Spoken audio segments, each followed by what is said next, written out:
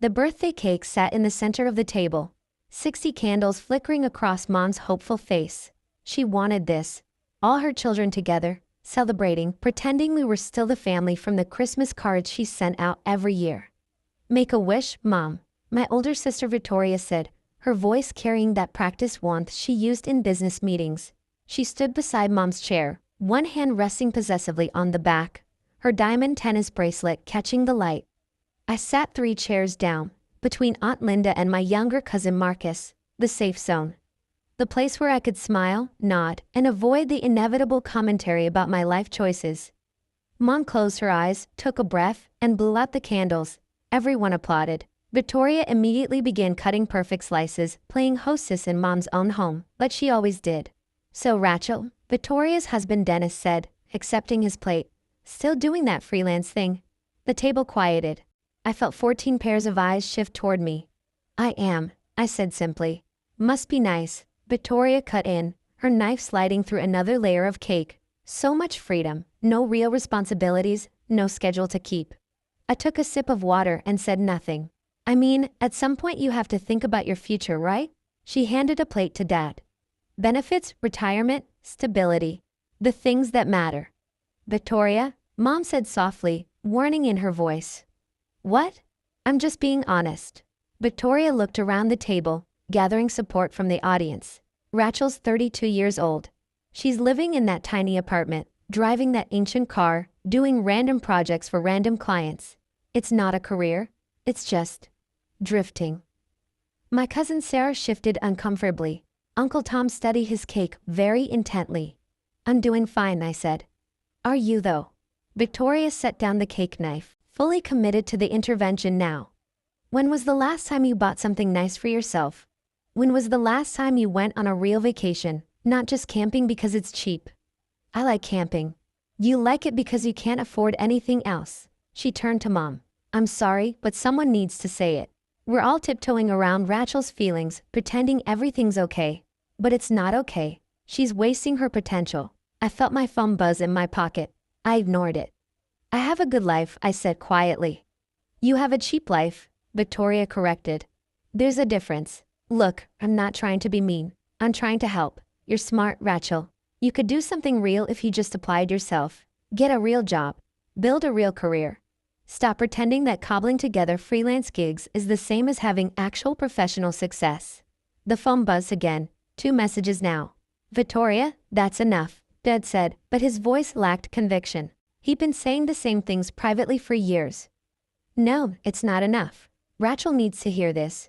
Victoria moved around the table, warming to her theme, working the room like she was presenting to the board. "I started at Morrison Hale as an associate, entry level. I worked my way up to senior VP of operations. 13 years of 60-hour weeks, of proving myself, of building something. That's what career progression looks like." She stopped beside my chair. "You could do that too. You're capable. But instead, you're choosing to stay small, to stay safe, to avoid the real world where performance matters and results count." She put her hand on my shoulder, the gesture almost maternal. "Find a BT or jail B." The room went completely silent. Victoria stood there, hand still on my shoulder, waiting for me to crumble, argue, or storm out. Like I'd done at Thanksgiving 3 years ago, when she'd made similar comments about my lack of ambition. I set down my fork carefully, pulled my phone from my pocket, opened my email. "You're right," I said quietly. Victoria blinked. "I am?" "You are." I scrolled through my inbox, found the thread I needed. A real career does matter. Professional success matters. Performance and results matter. I nodded slowly, more to myself than to her. Then I opened the draft I'd been considering for 3 weeks, the one my chief operating officer had prepared. The one I kept putting off because I'd wanted to believe Victoria could change, could see me as something other than her failure of a younger sister. I made one small edit, changing the effective date to today instead of end of quarter. Then I hit send. The email left my outbox with a soft whoosh. "What are you doing?" Victoria asked, confused by my calm. "Taking your advice," I said. "Making professional decisions based on performance and results." My phone buzzed immediately. A reply from Jennifer Matsuda, my Director of Human Resources. "Confirmed. Termination processed." Severance calculated per executive contract. Security has been notified. I'll handle the announcement Monday morning. Another buzz. My COO. Are you sure about this? It's your call, but there will be questions. I typed back. I'm sure, it's overdue. Rachel, what are you talking about? Mom asked, concern creeping into her voice. Victoria's phone chimed, then chimed again. She frowned, pulled it from her clutch. I watched her face as she opened the email. Watched the confusion, then the disbelief, then the dawning horror. What? She looked up at me. What is this? What's what? Dennis asked. Victoria's hand trembled slightly as she held out her phone. I had just received a termination notice from Morrison Hale, effective immediately. The table erupted in confused murmurs. That doesn't make sense, Dad said. Who would send that? Is it a scam? It's from HR, Victoria whispered. It has my employee number, my salary information, She looked at me, really looked at me. Did you do this? I took your advice, I said calmly. I made a professional decision based on performance and results. What are you talking about? You don't even work there. I took another sip of water. Actually, I've owned Morrison Hale for 6 years. Acquired it through my holding company when the founder wanted to retire. I've been the sole owner since you were promoted to senior VP. The silence that fell over the table was absolute. That's not possible, Victoria said, but her voice had lost its certainty. The freelance work you've been mocking? I continued. That's me consulting for my other properties.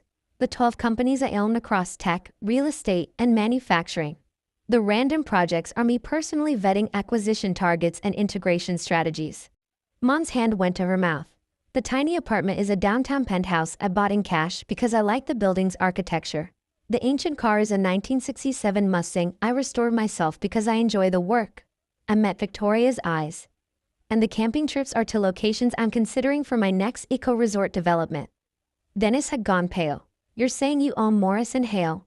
The termination notice Victoria just received came from Jennifer Matsuda, Director of Human Resources. She reports directly to my Chief Operating Officer, who reports directly to me. I pulled up another email and held up my phone so Victoria could see. Here's the executive organizational chart. My name is at the top. Victoria grabbed the phone and stared at the screen. I watched her scroll through the attachment, seeing her own name 4 levels below mine. This can't be real, she whispered. Your severance package is quite generous, I continued. 13 weeks of pay, 1 week for each year of service. Your stock options vest immediately. Your health insurance continues for 6 months, and I've included a letter of recommendation that highlights your operational efficiency and process optimization skills. Wait, Uncle Tom said, if you've owned the company for 6 years, that means I've been Rachel's employer for 6 years, Victoria finished, her voice hollow. Every promotion, every bonus, she looked at me. You've been signing my paychecks this entire time. Not personally. I have people for that. But yes, technically, your $156,000 annual salary came from my company. Dad stood up abruptly. Rachel, this is some kind of joke, right? Some elaborate. His phone rang. He looked at the screen, frowned and answered. Hello? Yes, this is Robert Chen. What? No, this is my cell phone. How did you? He glanced at me. I don't understand. The country club membership. But I've been a member for. His face changed. What do you mean the account was never mine? I've forgotten about that. The country club membership I purchased in Dad's name 5 years ago because Mom had wanted him to have somewhere to play golf. The one I'd been paying for through an anonymous trust. The membership was a gift, I said quietly.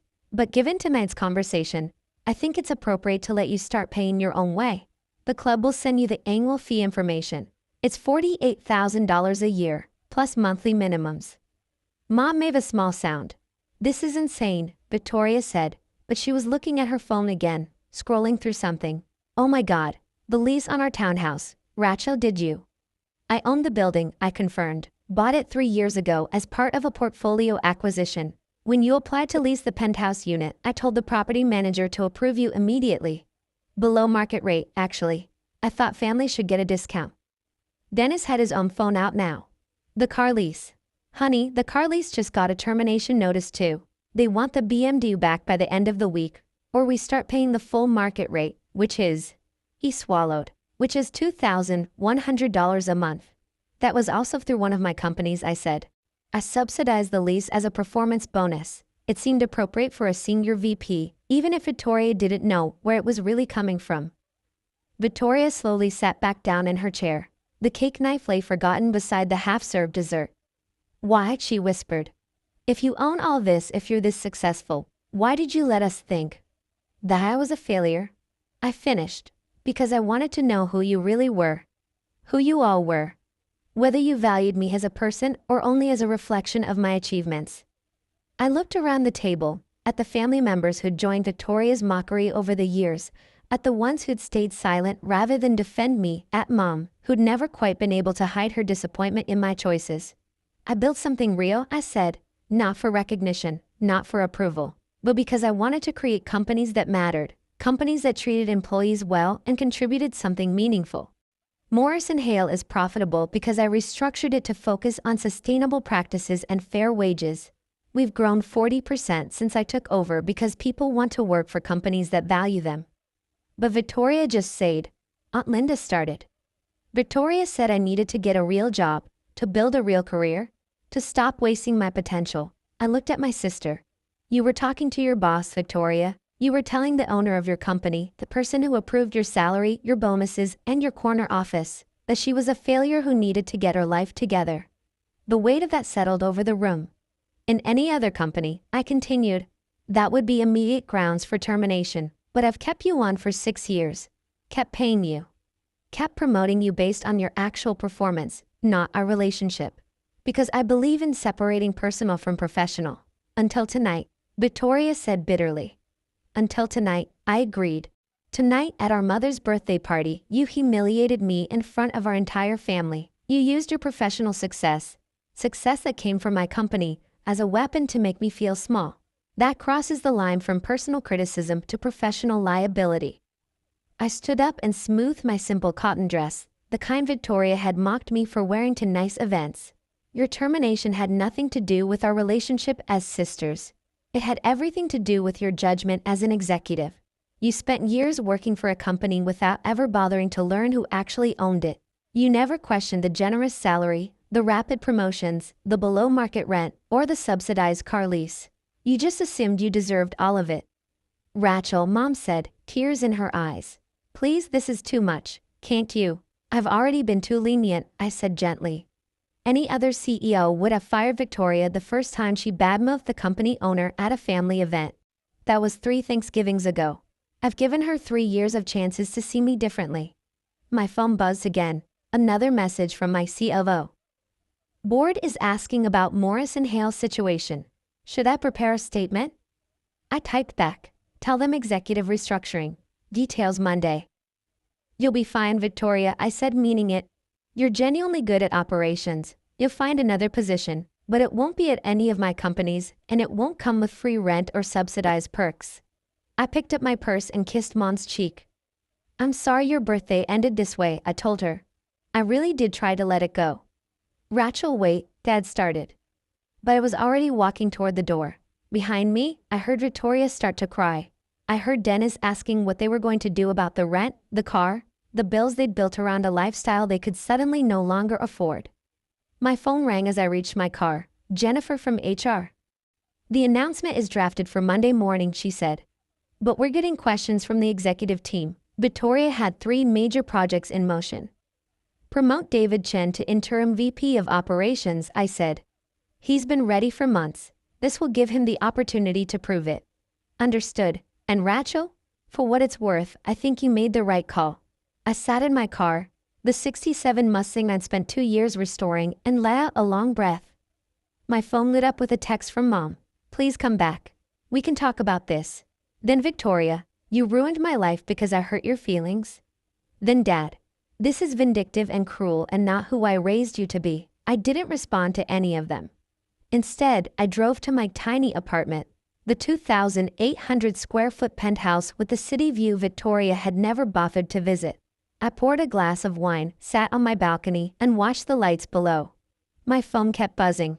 Messages from family members, calls from Victoria, an email from Dennis asking if we could work something out. Monday morning, my chief operating officer called. The announcement went out, she said. Victoria's direct reports are asking questions. The board wants to discuss executive stability. And somehow, 3 business journals found out you're the owner. They're requesting interviews. Decline the interviews, I said. Promote David. And tell the board I'll address them at next quarter's meeting. There's one more thing, she said carefully. Victoria came to the building this morning. Security turned her away, but she's claiming wrongful termination. Says she's going to sue. I wasn't surprised. Victoria had always fought back when she didn't get her way.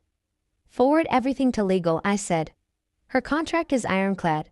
The termination was justified. And remind her that the severance package is contingent on signing a non-disparagement agreement.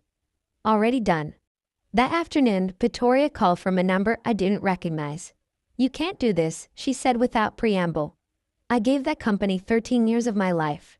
And you were compensated well for every one of those years, I replied calmly. I'm going to fight this. I'm going to tell everyone what you did.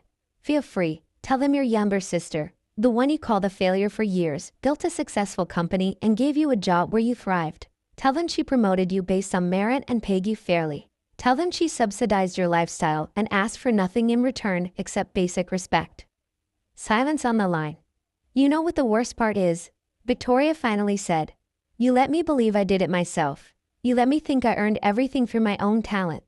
You did earn it, I said. I never promoted you because you're my sister. I promoted you because you're good at operations. That part was real, Victoria. The only thing that wasn't real was your perception of me. I'm your sister. Yes, and I'm the person who's been signing your paychecks for 6 years while you told everyone I was a failure. I paused. Family cuts both ways. If you wanted me to protect you professionally, you should have protected me personally. She hung up. I went back to work, reviewed 3 acquisition proposals, approved the eco-resort project I've been scouting, and signed off on a new sustainability initiative for Morrison Hale that would make Victoria's old department redundant anyway. The family stopped calling after a week, stopped texting after 2. Mom sent one final message. I don't understand how this became who you are. I almost responded. Almost explained that this had always been who I was. They just never bothered to look. But I didn't. Instead, I built my companies, promoted people who deserved it, created jobs, opportunities, and value. And when the business journals finally ran their pieces about the mysterious CEO who'd been operating in stealth mode for years, my family read about my success the same way everyone else did. In print. From a distance. Exactly where they'd always kept me anyway.